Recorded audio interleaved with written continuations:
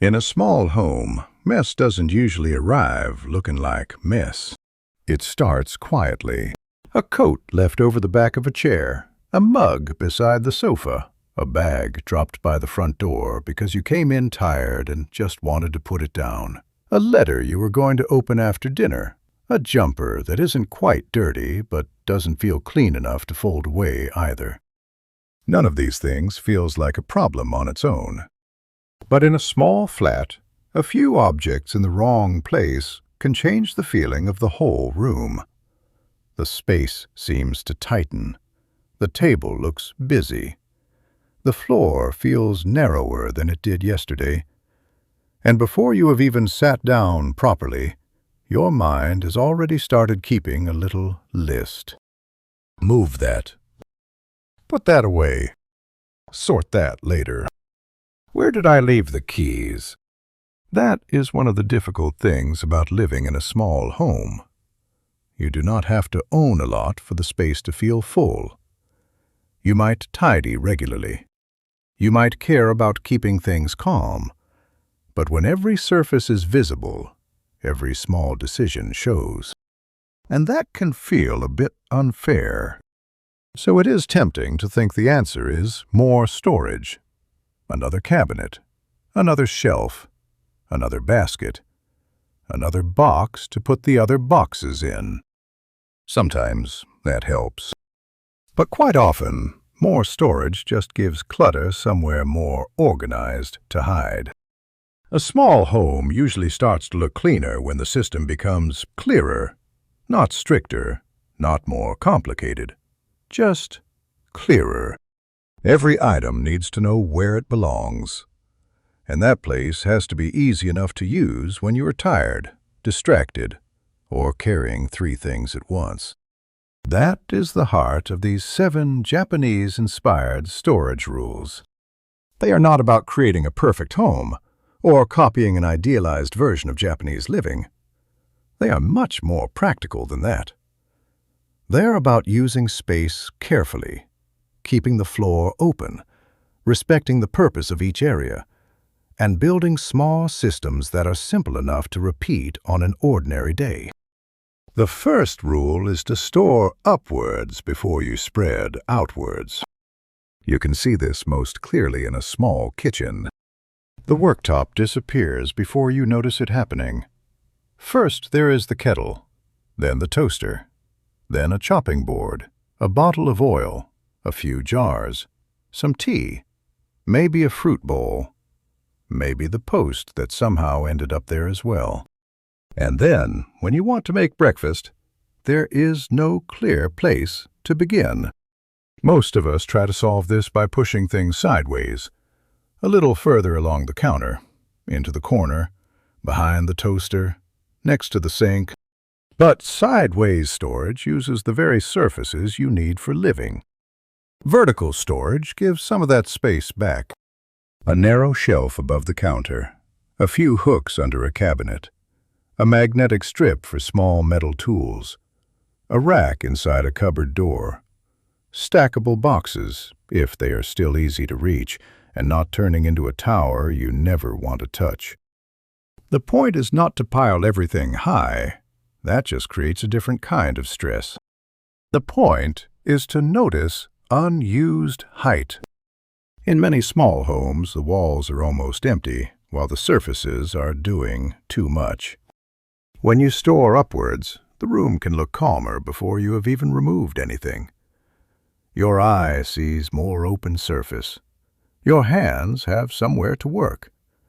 And the space gives you a simpler message. You can use this.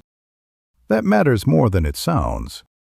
A clear worktop does not just look tidy, it makes starting easier. Cooking feels less annoying when you do not have to clear a landing strip first. Making tea feels calmer when you are not working around yesterday's things. A small home often feels larger when the surfaces that matter are allowed to breathe. The second rule is to group small items in trays, boxes, or baskets, instead of letting them sit around as separate little decisions. Think about the entryway. In a small flat, the front door can become a strange little crash site between outside life and inside life. Keys, post, earphones, loose coins, sunglasses, a mask, a dog lead, reusable shopping bags, a receipt you thought you might need. Each thing is tiny. Together, they make the whole area feel unsettled. A tray can change that. Not because it hides everything. It does not have to. It works because it gives a group of items a clear edge.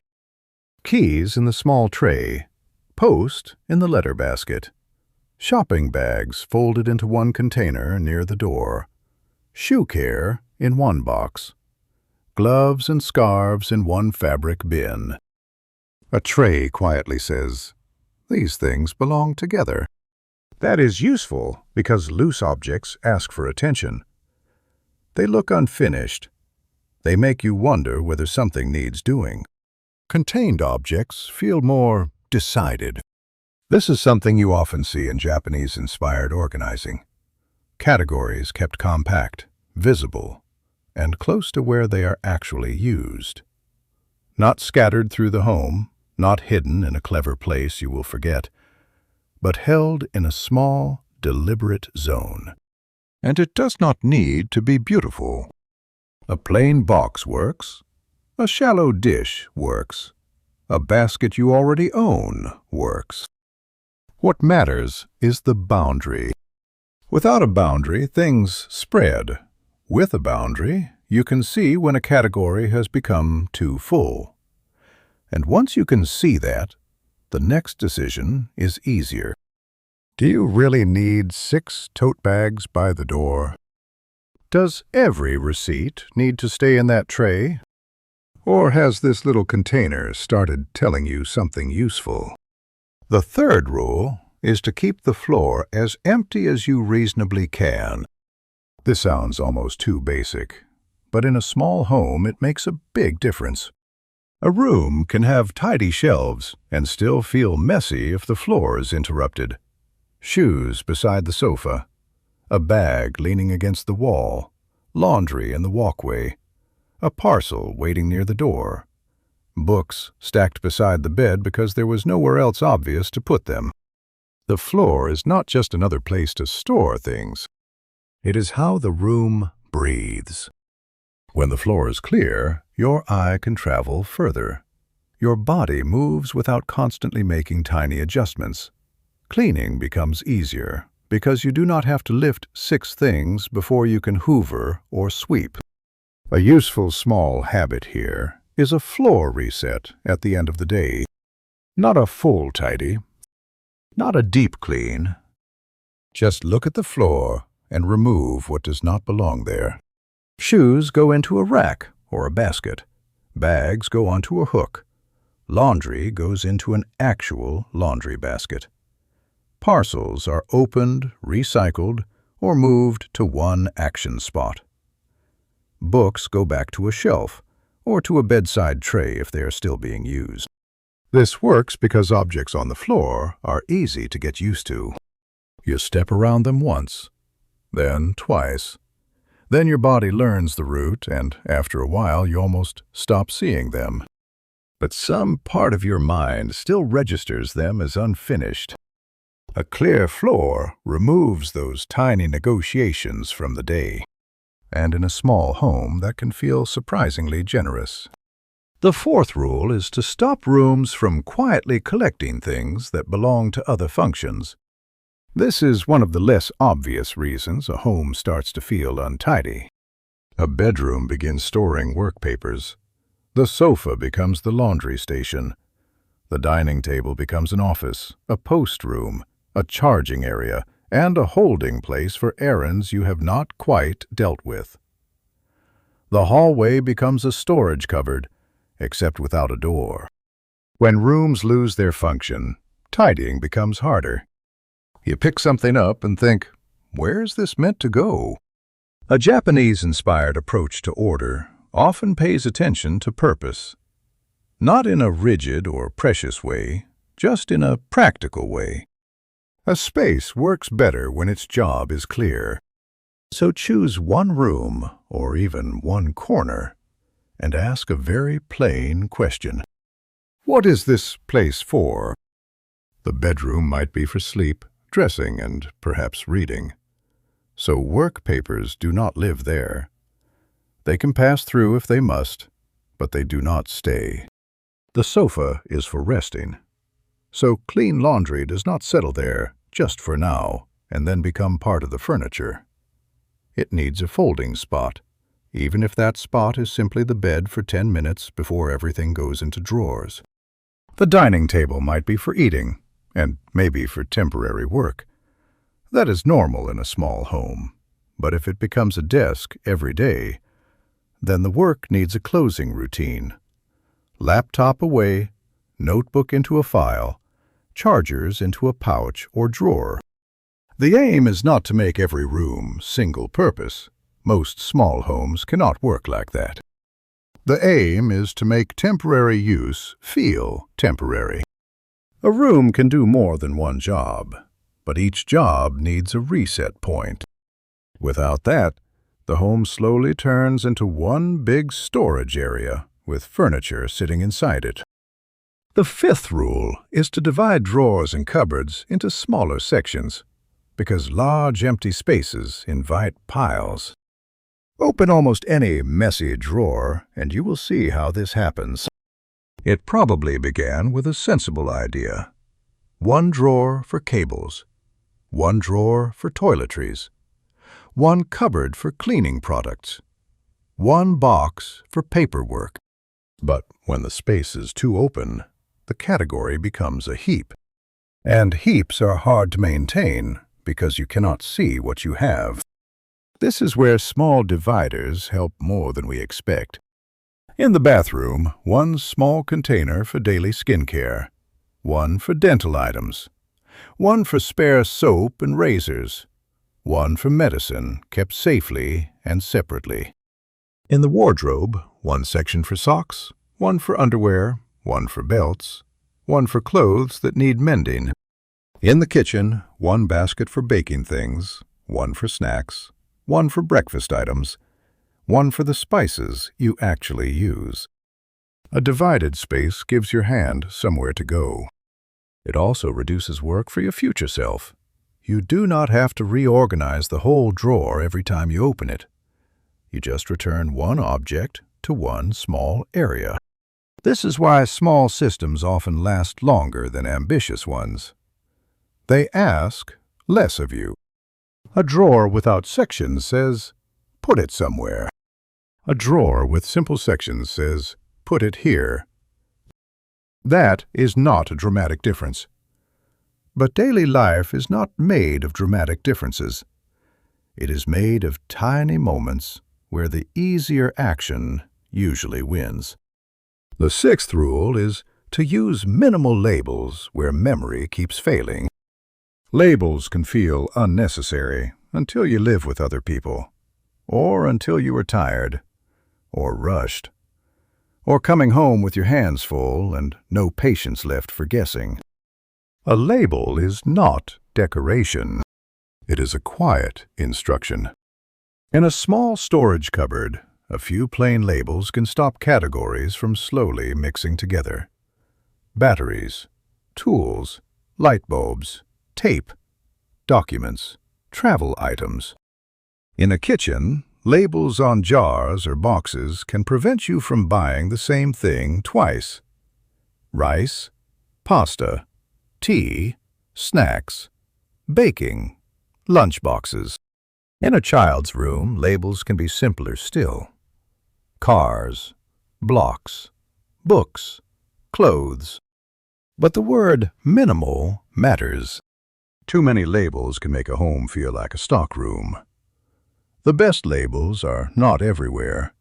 They appear in the places where confusion keeps happening. You do not need to label what is already obvious. You label the places where things keep drifting.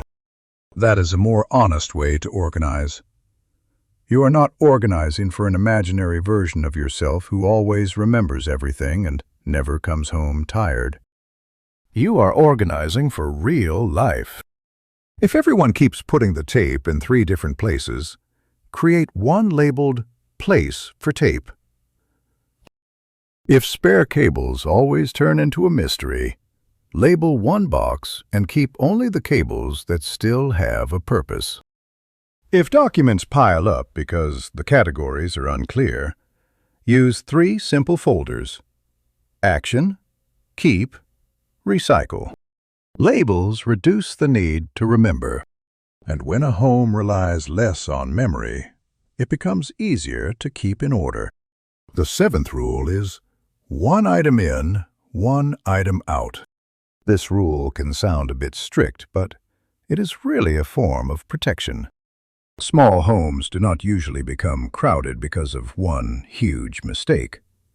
They become crowded because ordinary things arrive faster than old things leave.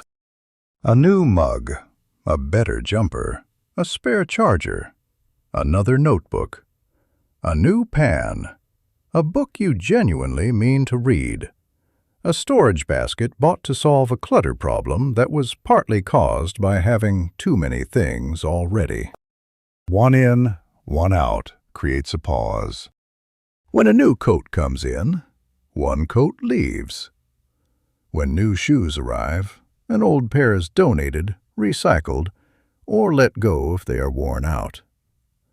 When a new kitchen tool appears, an unused one goes. When you buy new towels, the old frayed ones become cleaning cloths, or they leave the home. This is not about owning almost nothing. It is about not asking a small space to stretch beyond its limits. There is a kind of honesty in this rule.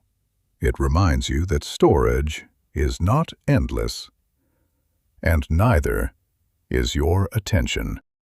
Every item you own asks for something: a place, a bit of cleaning, a decision, a moment of finding it, moving it, putting it back. A small home can hold many things well when those things are chosen and placed with care. What it struggles with is a constant flow of objects arriving without anything leaving. 1 in, 1 out turns buying into a complete loop. Something enters, something exits. The home stays balanced, and balance is often what we are really looking for when we say we want a clean home. Not perfection, not emptiness, not a room that looks untouched. Just a place where daily life can happen without every surface becoming a reminder of something unfinished. So look around one small part of your home. Not the whole flat, not every cupboard, just one scene. The kitchen worktop, the entryway, the floor beside the bed, the drawer that always jams, the table that collects everything. Then ask one simple question: does each item here know where it belongs? If the answer is no, the solution may not be a bigger home or a stricter routine or another weekend spent trying to fix everything at once. It may simply be a clearer system. Store upwards, group small things, keep the floor open, protect the purpose of each room, divide large spaces into smaller ones, label only where it helps. Let one item leave when another comes in. These rules work because they are ordinary enough to repeat. They do not depend on a perfect Sunday reset or a sudden burst of motivation. They make the right action a little easier on a normal Tuesday evening when you are tired, dinner still needs making, and you do not want your home to ask more of you than it needs to. A small home does not have to feel cramped. It usually needs fewer undecided objects. It needs surfaces that can be used, floors that can be crossed, drawers that make sense, rooms that remember what they are for. When every item has a clear place, tidying stops feeling like a constant rescue mission. It becomes something quieter, a return. One object back to where it belongs.